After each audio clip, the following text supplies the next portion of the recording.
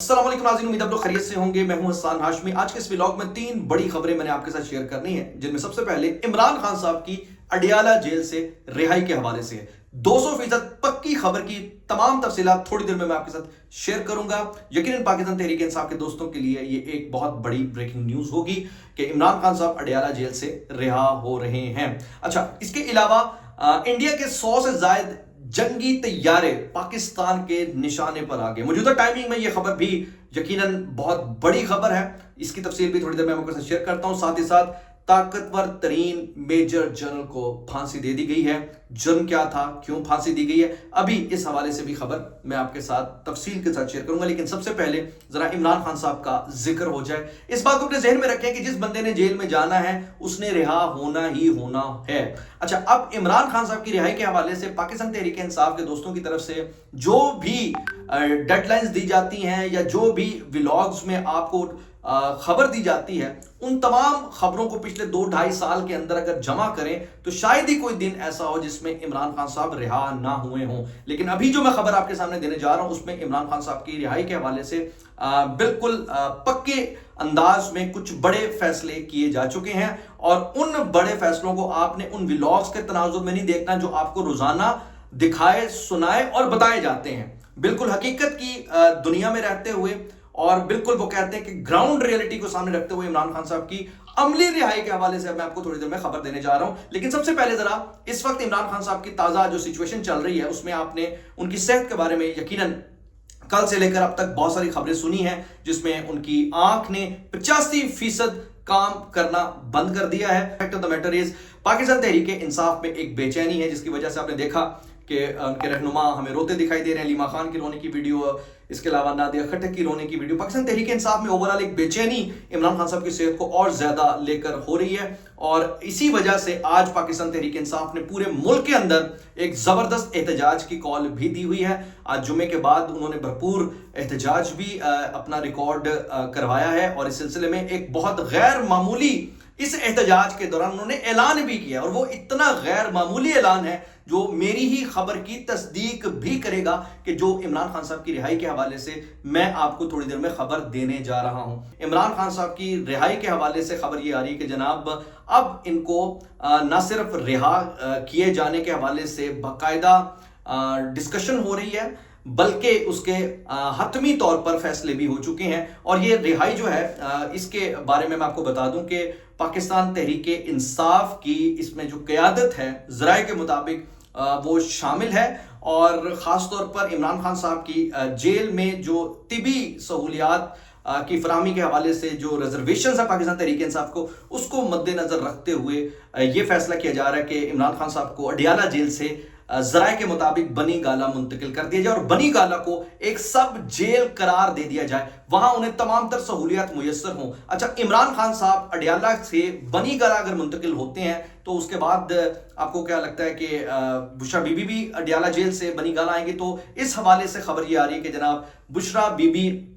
अडियाला में ही रहेंगी, जबकि इमरान खान साहब को उनकी सेहत के हवाले से सामने रखते हुए उनकी जो भी कंडीशन है उस सिलसिले में उन्हें बनी गाला मुंतकिल करके उनके उस टाइम तक जब तक कि वो सेहतयाब नहीं हो जाते वो वहीं रहेंगे। बनी गाला ही सब जेल होगी और जब वो सेहतमंद हो जाते हैं तो उसके बाद उन्हें वापस दोबारा अडियाला में मुंतकिल कर दिया जाएगा। जरा इस बारे में ये चीज कंफर्म करें। और दूसरा अहम बात जहां पर यह है कि उनकी बैरून मुल्क जाने के हवाले से भी कुछ खबरें आ रही हैं। अब क्या बाहर जा रहे हैं नहीं जा रहे, तो इस हवाले से जो खबर है कि सीनियर सियासतदान और साबिक वफाकी वजीर मोहम्मद अली दुरानी ने कहा है कि सदर मुमलिकत आसिफ जरदारी, साबिक वजीर आजम और बानी पीटे इमरान खान को मुत्तहिदा अरब अमारात भिजवाने में किरदार अदा कर सकते हैं। एक इंटरव्यू में उन्होंने कहा कि इस वक्त हुकूमत और पीटीए के दरमियान कुछ दो और कुछ लोग की असूल के तहत मामला चल रहे हैं, जिसमें नवाज शरीफ साहब जो हैं वो एक फाल किरदार अदा कर रहे हैं, जबकि उनकी जानिब से राना सनाउल्लाह भी इस ज़िम्न में मुस्बत सियासी किरदार अदा कर रहे हैं। उन्होंने कहा कि बिलावल ने शहीद बेनज़ीर भुट्टो की बरसी की तकरीब में जरदारी साहब से कहा था कि वो मुफाहमत के लिए किरदार अदा करें, जिसके बाद जरदारी साहब खामोशी से ये किरदार अदा कर रहे हैं। दूसरी तरफ नवाज शरीफ अपोजिशन को अपने साथ एंगेज करके मुफाहमत का किरदार अदा कर रहे हैं। मोहम्मद अली दुरानी के मुताबिक सदर आसिफ अली जरदारी और मुस्लिम लीग नून के सदर محمد نواز شریف نے سیاسی مفاہمت کے لیے اپنا کردار ادا کرنا شروع کر دیا، جس کے اثرات بھی اب نظر آ رہے ہیں۔ انہوں نے کہا ہے کہ جناب آئیں سب کچھ بھلا کر آگے بڑھتے ہیں، ورنہ کارکن نکل آئیں گے تو آپ کو بھاگنے نہیں دیں گے۔ مطلب یہ تو ایک ان کا وہ رسمی سا جملہ ہے جو کہ عرصے دراز سے کریں، لیکن اہم بات یہاں پر یہ ہے کہ آئیں سب کچھ بھلا کر آگے بڑھیں۔ یہ اس بات کی تصدیق کر رہا ہے کہ جناب اب پاکستان تحریک انصاف اس مزاحمت کی سیاست سے مفاہمت کی سیاست میں آ گئی ہے، اور یہ عملی طور پر تو ہمیں کافی عرصے سے نظر آ رہا ہے، لیکن اب پاکستان تحریک انصاف کی حالیہ قیادت کی جانب سے اس بیان نے پاکستان تحریک انصاف کے اندر جو ایک بڑے عرصے سے چینجنگ چل رہی تھی اس کا عملی اظہار بھی کر دیا ہے۔ اس کے علاوہ ناظرین ذرا میں آپ کے سامنے وہ خبر رکھ دوں، وہ طاقتور میجر جنرل جنہیں پھانسی دی گئی ہے، وہ بہت بڑی خبر ہے، اس خبر کو بھی ذرا سن لیجئے ناظرین۔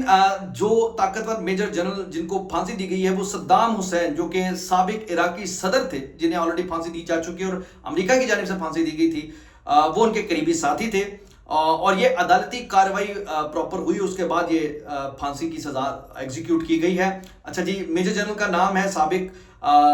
صدون، ان کا نام صدون ہے۔ اچھا جی، عراقی حکومت نے سابق صدر صدام حسین کے ساتھی میجر جنرل صدون صبری جمیل القیسی کو پھانسی دے دی ہے۔ عرب میڈیا کے مطابق صدون القیسی صدام دور میں میجر جنرل کے عہدے پر فائز تھے اور انہیں گزشتہ سال گرفتار کیا گیا تھا۔ عرب میڈیا کے مطابق صدون القیسی انسانیت سوز جرائم میں ملوث پائے گئے۔ ان پر الزام تھا کہ وہ 1980 میں ممتاز عراقی عالم محمد باقر الصدون اور ان کی بہن بنت الہدا کے قتل میں ملوث تھے۔ اس کے علاوہ ان پر دیگر عام شہریوں کے قتل میں ملوث ہونے کا بھی الزام تھا۔ عرب میڈیا کے مطابق عراقی حکام کا کہنا ہے کہ میجر جنرل صدون القیسی کو منصفانہ عدالتی کارروائی کے بعد پیر کو، یعنی یہ جو لاسٹ پیر گزرا ہے، اس پیر کو باقاعدہ پھانسی دے دی گئی۔ صدون القیسی 2003 میں صدام حکومت کے خاتمے کے بعد شام چلے گئے تھے۔ فروری 2023 میں وہ عراق کے شہر اربیل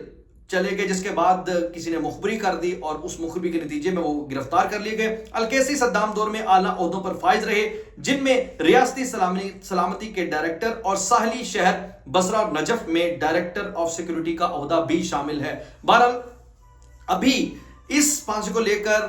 مختلف لوگ مختلف آرا کر رہے ہیں۔ ان کا یہی کہنا ہے کہ جناب یہ بھی ویسے ہی ایگزیکیوشن ہوئی ہے جس طریقے سے باقاعدہ صدام حسین صاحب کی دفعہ ہوئی تھی، ایک فیئر ٹرائل نہیں ہے، کچھ کہتے ہیں یہ فیئر ٹرائل ہے، لیکن بہرحال کہنے کا مقصد یہ ہے کہ امریکی اب وہاں باقاعدہ موجود نہیں ہے، لیکن امریکہ کے اڈے عراق میں موجود ہیں، اور وہاں ابھی بھی جو حکومت ہے وہ امریکی زیر اثر ہی تصور کی جا رہی ہے۔ اس کے علاوہ last but not the least بڑی خبر پاکستان کے حوالے سے، پاکستان کی فوج کے حوالے سے، اور وہ خبر ہے انڈیا کے 114 رافیل طیارے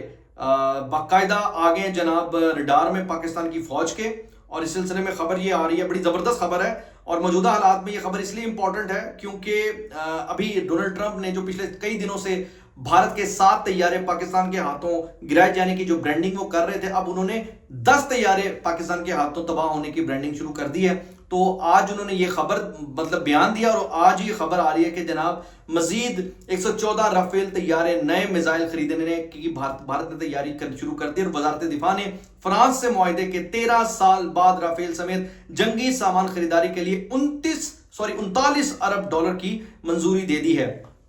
انڈیا پاکستان بنیاد مرصوص جنگ کے نتیجے میں بھارت کی جو درگت ہوئی، بھارت کے جس طریقے سے وہ کہتے ہیں کہ نشانے تاک کر لگائے گئے، اور بھارت کے اندر جس طرح ہمارے شاہینوں نے پرواز کرتے ہوئے تباہی مچائی، اور بھارت کے طیاروں کو جس طرح تباہ و برباد کیا، S-400 سسٹم کو بالکل اڑا کر رکھ دیا، ایسے میں پاکستان کی فتح کی گواہی پوری دنیا دے رہی ہے۔ نہ صرف پوری دنیا دے رہی ہے بلکہ اس وقت امریکی صدر ایسا لگتا ہے کہ جیسے اسپوک پرسن بن گئے، اور پاکستان کی فتح کے ہر روز وہ چرچے بھی کر رہے ہیں، اور بھارت کی بدترین شکست کے حوالے سے بھی بتا رہے ہیں۔ اور ابھی ریسنٹلی ان کا جو بیان آیا ہے جس میں انہوں نے کہا ہے کہ 7 نہیں 10 طیارے پاکستان نے بھارت کے نیچے گرائے ہیں، اور خاص طور پر جن طیاروں کا ذکر ہو رہا ہے وہ کوئی اور نہیں رافیل طیارے ہیں، فرانسیسی رافیل، جن کے بارے میں بھارت بڑے عرصے سے یہ کہتے ہیں کہ پروپیگنڈا کر رہا تھا کہ اگر ہمارے پاس رافیل ہوتے تو ہم کبھی بھی پاکستان کے ہاتھوں یوں نہ پٹتے۔ اب جس دن آپ کو یاد ہوگا کہ ابھی نندن گرفتار ہوا تھا تو تب بھارت نے یہی موقف اختیار کیا تھا کہ ابھی ہمارے پاس رافیل نہیں آئے، اس وجہ سے ہمارے ساتھ یہ کانڈ ہو گیا ہے۔ لیکن جب رافیل آئے تو آپ نے دیکھا کہ کس طریقے سے پاکستانی شاہینوں نے رافیل کی درگت بنائی اور اس کے بعد GF-17 تھنڈر کی جس لیول پر جا کر مارکیٹ اپ گریڈ ہو گئی اور فرانس کی جو جیٹ مارکیٹ ہے وہ بالکل زمین پر گر گئی، ان کے شیئرز گر گئے، اور اب ایسا لگتا ہے کہ اب 114 جو طیارے فرانس کے رافیل خرید رہا ہے ایک ایسے وقت میں جب آلریڈی پاکستان کے ہاتھوں رافیل طیارے تباہ ہوئے ہیں، تو ایسے میں شاید فرانس کے پاس دوسری کوئی چوائس نہ ہو اور کوئی خریدنے کے لیے فرانسیسی رافیل تیار نہ ہو۔ لیکن بہرحال میں خبر کی تفصیل آپ کے سامنے یہ رکھ دوں کہ مزید 114 رافیل طیارے اور نئے میزائل خریدنے کی بھارت نے تیاری کر دی اور $39 ارب کی اس حوالے سے منظوری دی ہے۔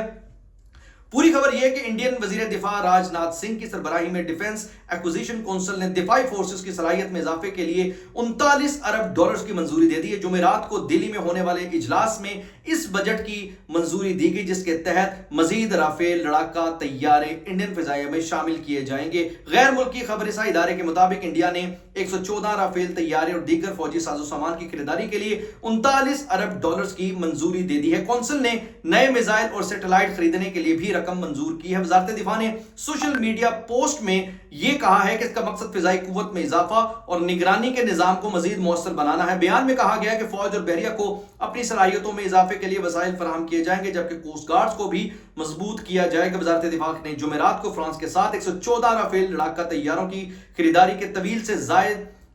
عرصے سے زائد زیر الاتفاق معاہدے کی منظوری دے دی۔ اس طرح کی خریداری کو تقریباً 13 سال قبل حتمی شکل دی گئی تھی لیکن اس پر عمل درآمد نہیں ہوا تھا۔ لیکن یہاں انٹرسٹنگ بات میں آپ کو بتاؤں جو میں نے آپ سے کہا کہ فرانس کے ساتھ اور بہت سارے ممالک کے معاہدے تھے اسی رافیل کو لے کر، لیکن بین المرصوص کے بعد وہ سارے معاہدے انڈونیشیا نے بھی، ملائیشیا نے بھی اور کچھ دیگر ممالک نے بھی فرانس کے ساتھ اپنے معاہدے ختم کر دیے تھے کیونکہ رافیل طیاروں کو پاکستان کے ہاتھوں جو ذلت ملی تھی اس پر فرانس کی مارکیٹ پر، فرانس کے طیاروں پر لوگ یا ممالک یا ان کی دفاع اعتماد نہیں کر رہے تھے۔ تو ایسے میں جب بہت سارے ممالک فرانس کے ساتھ اپنے معاہدے ختم کر چکے ہیں، بھارت کا فرانس کے ساتھ ہونے کا مطلب یہ ہے کہ فرانس کے پاس اب شاید بھارت کے علاوہ دوسری کوئی چوائس بھی نہیں بچی، جس کی وجہ سے اب فرانس نے یہ سوچا ہے کہ 13 سال پہلے جو معاہدہ کیا گیا تھا اب اس کو ذرا بھارت کے ہاتھ ہی اپنے ہتھیار بیچ کر اپنے اس انڈسٹری کو ذرا مضبوط کیا جائے، یا جو بھی ہے جو پیسے آ رہے ہیں بھاگتے چور کی لنگوٹی ہی صحیح۔ لیکن fact of the matter is اس وقت فرانسیسی رافیل کی حالیہ بین المرصوص میں درگت کے بعد فرانس کی جیٹ مارکیٹ اتنی برے طریقے سے کریش ہوئی ہے کہ آج انہیں واپس بھارت جن کے وجہ سے آج یہ ذلت ان کا مقدر بنی ہے انہی کے ساتھ اپنے معاہدے کر کے رافیل انہی کو بیچنے پڑ رہے ہیں۔